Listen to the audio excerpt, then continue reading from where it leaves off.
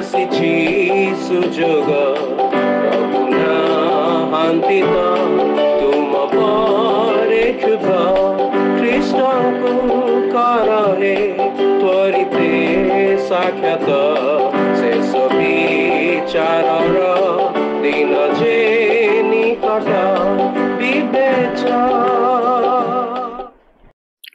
प्रिय श्रोतागण आपण समस्त को नमस्कार जनाए हितवाणी आउ एक अध्याय को स्वागत करुछि।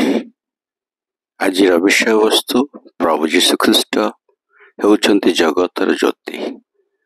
जौन लिखित सुसमाचार 8 अध्याय 12 पद लिखा जाए, जीशु पुनर्बार लोक मान को शिक्षा दे कहिले, मु जगतर ज्योति, जे मोर अनुगमन करे से केवे अंधकार रे भ्रमण करिवो नाही, बरं जीवन ज्योति पाइब।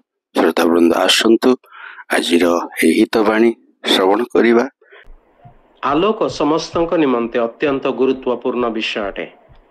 आलोक बिना जीवन असंभव। जोठारे आलोक नाही सेठारे निश्चित रूपे अंधकार ही रहिबो। जोहन सुसमाचार 8 अध्याय 12 पदरे जीशु पुनर्बार लोक मान को शिक्षा दे कहिले, मु जगतर ज्योति, जे मोहर अनुगमन करे से केबे ही अंधकार रे भ्रमण करिब नाही, बरं जीवनर ज्योति पाइब।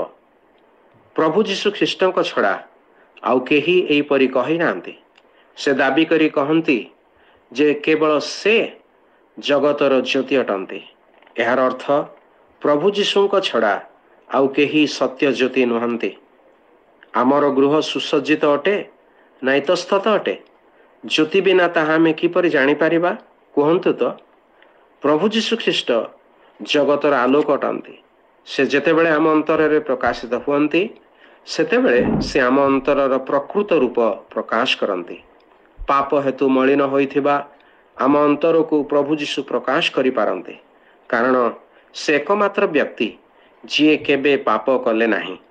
जदि आज प्रभु जीशु मते देखांती जे आमर जीवन पाप हेतु मलिन हो जाइछि, तेबे हे प्रिय बंधु, आम जीवन को काहेकि शुद्ध करिबा नाही?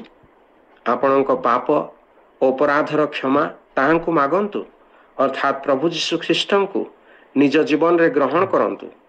कारण जहांक जीवन रे प्रभु जीशु ख्रीष्ट प्रवेश करंती से अंधकार रे भ्रमण करंती नाही, अर्थात पापरे से जीवन यापन करंती नाही। सेही परि करिबा निमंते प्रभु आपणंकु सहाय्य करंतु। धन्यवाद।